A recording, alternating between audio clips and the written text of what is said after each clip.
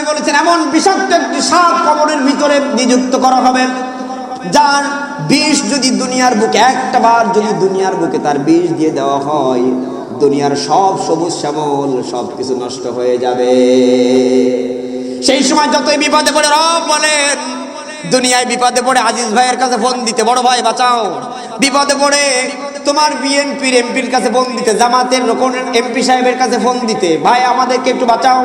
বড় ভাইয়ের কাছে ফোন দিতে, আমাকে একটু বাঁচাও। আল্লাহ বলেন সব লাইনগুলো কেটে দেওয়া হবে। লান তানফাকুম আরহামুকুম ওয়ালা আওলাদুকুম ইলা ইয়াউমিল কিয়ামাহ।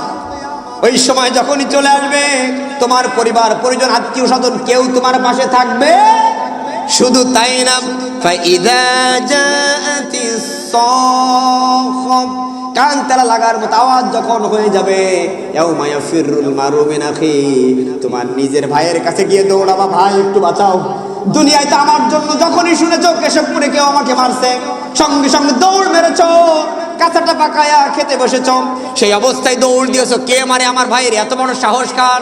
ও আমার ভাই আমাকে একটু বাঁচাও। আল্লাহ তাআলা বলেন ইয়াউমা ইয়াফিরুল মারউ মিন আখি, তোমার নিজের ভাই বলবে আমি তোরে চিনি না।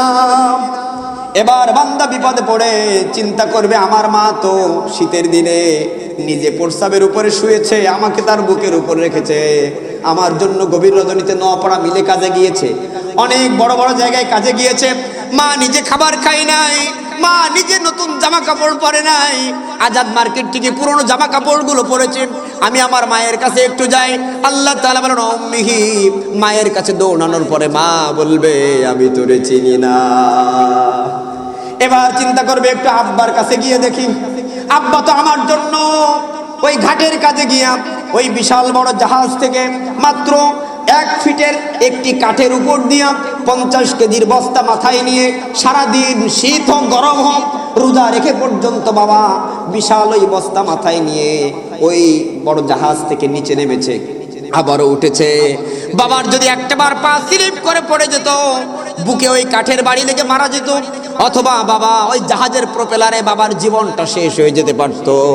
বাবা আমার জন্য কি না করেছে।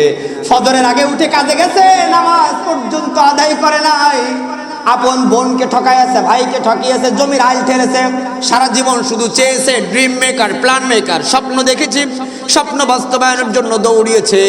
বাবা কোনোদিন নতুন জুতো পরে নাই, নতুন জামা পরে নাই। এই বাবার কাছে একটু যাই। আল্লাহ তাআলা বলেন আবিহি, বাবার কাছে গেলে বাবা বলবে আমি তোরে চিনি না। এবার আল্লাহ তাআলা বলেন, এবার বান্দা চলে যাবে নিজের স্ত্রীর কাছে, মনে করবে আমি তো আমার স্ত্রীর কথা মতো মাকে কষ্ট দিয়েছি। শীতের দিনে স্ত্রীকে নিয়ে ওই ঘরের ভিতরে 50,000 টাকার পালঙ্কে ঘুমিয়েছি, আর মা বুড়ো হয়ে গেছে, গায়ে গন্ধ, মা বাবা বুড়ো হয়ে গেছে, গায়ে গন্ধ। তাদেরকে বারান্দায় আমরা শীতের দিনে কোনো রকম একটু সালার বস্তা টস্তা দিয়ে রেখেছি, আমরা 3,000 3,500 টাকার কম্বল গায়ে দিয়েছি। মাকে ওই 15টা খেতায় একবারে সেলাই করে এমন ভারী খেতা দিয়েছি যে আজরাইল এসেও খুঁজে পেতে কষ্ট হয়ে যায়। আমার ভাইয়েরা, মাকে এইভাবে কষ্ট দিয়েছি, দিয়ে আমার স্ত্রীর কথা মতো চলেছি, বউ যা বলেছে তাই বিশ্বাস করেছি, মায়ের উপরে চোখ রাঙিয়েছি। অথচ আল্লাহ বলেছে ওয়ালা তাকুল্লাহুমা উফি ওয়ালা তানহারহুমা ওয়া কুল্লাহুমা কওলান কারীমা, খবরদার মা বাবার সাথে মাথায় ধাক্কা দিয়া রাগ করে কোনো কথা বলো যদি জীবনে কখনো হয়ে যায়, মায়ের পায়ে জড়ায় ধরো। আমি বাজার থেকে আপেল আঙ্গুর বেদানা নিয়ে এসেছি, ঘরে আমার মেয়েকে দিয়েছি, স্ত্রীকে দিয়ে একসাথে খেয়েছি, মাকে আপেল আঙ্গুর বেদানা খাওয়াতে পারি নাই।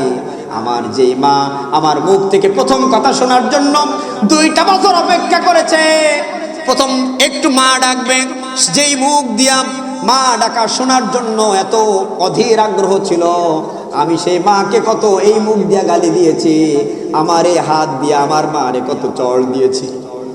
আমার যেই মা 5টা ভাই, এক ভাই যদি 2 বছর করে ওই ছোটবেলায় যদি তার একটু সুসায় দেয়, পায়খানার পরে পানি খরচ করা দেয়, মা বাবা 10 বছর ধরে বাচ্চাদের আপনাদেরকে আমাদেরকে সুসাইছে, কিন্তু সেই মা বাবা মাত্র 2 বছর যদি বিছানায় পড়ে থাকে, 1 বছর বিছানায় যদি পড়ে থাকে, আমরা সেই মা বাবাকে সুসায়া দেওয়া তো দূরের কথা, হুজুর এনে জালালি খতম পড়ায় যাতে তাড়াতাড়ি মরে।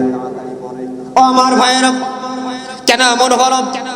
মা ভিক্ষা করে হলেও 4 সন্তান 5 সন্তান, বাবা মারা গেছে, ভিক্ষা করে হলেও 4-5টা সন্তান মা বাবা লালন পালন করেছে, খাইয়েছে।